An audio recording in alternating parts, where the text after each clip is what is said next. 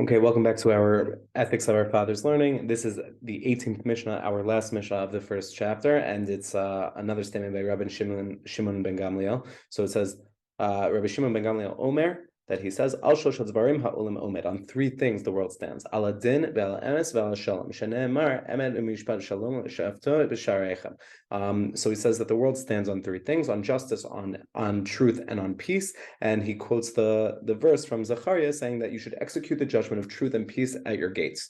So again, three things. We're not going to get into it, but there's a clear, not a clear contradiction, but we already learned from Rabbi Shimon HaTzadik in the second Mishnah the three things that the world stands on, right? Torah, Avoda, V'Gimut Chasadim, that it stands on Torah, on temple service, and on good deeds. So what do these bring to the table that those didn't is really what we're going to get into. So we're going to start with justice. The Torah puts an immense amount of emphasis on justice throughout all of its stories, all of its writings. And Rabbi Lau, who is the former chief rabbi of Israel and a prolific author and speaker, his son is currently the chief rabbi of Israel. But on his commentary on Pirkei Avos, quotes this idea from Isaiah, and he discusses it on two ideas. Number one is the idea that a lack of justice led us into exile. So he quotes the pasuk saying that your princes are rebellious and in leagues with thieves, so they're no longer honest.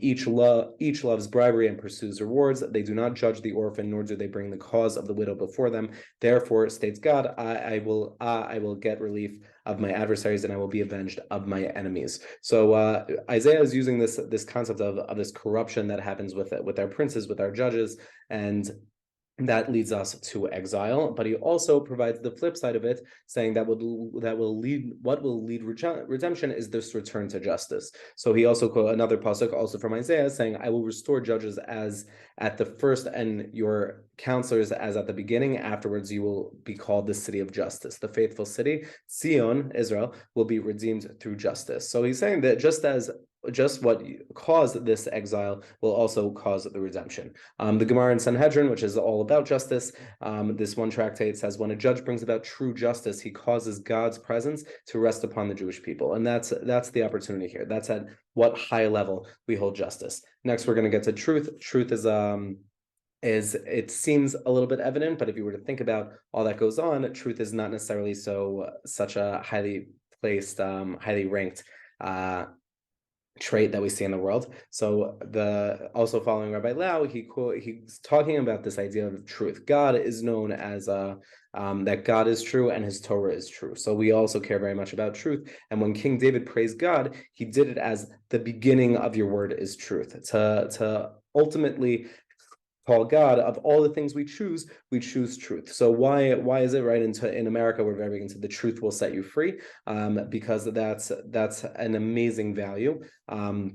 But we also see on the flip side that falsehood and the lack of truth leads to destruction. It tears people down. It gives people the wrong information that they will then guide their decisions based off of. And the Chafetz Chaim, who was known for his Shmirat HaLashon, his guarding of how we speak, discusses this idea even more so in front of children. We need to be mindful of how we talk to children, because that will very much lend to how they grow up.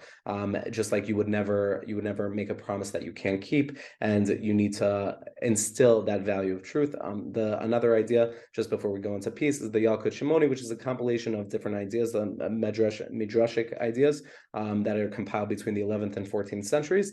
Says that when you are truthful, God, just like we were saying before about justice, but when you're truthful, God also bestows this blessing upon you, and causes this goodness to come, because that's what happens when you tell the truth. The good things happen. And ultimately, why do we call this the trait of God? We don't, in this case of King David, we're not saying the God of justice, we're not saying the God of peace, we're saying the God of truth, because truth cannot be imitated. You know truth when you see it, because anything else would just be lies. It would be sheker, right? So that's not what it's about. God is truth because it is the one thing that is objectively everybody can agree on is the right way to move forward. And lastly is peace. Peace is listed last because it's without it there's nothing else. Then the world would absolutely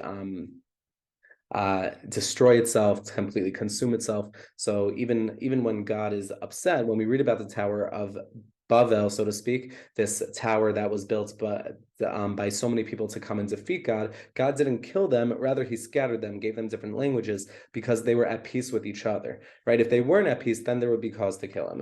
And this is the trait that we should take with us every opportunity. The Tiferes Yisrael is a different commentary. It lists all these ideas as ways that we can work on a positive existence together: justice in our deeds, truth in our speech, and peace in our relationships, peace in the world around us, to be able to bring people together and not to destroy the world that we live in. So this is our last Mishnah for the first chapter. We will continue learning the second chapter tomorrow.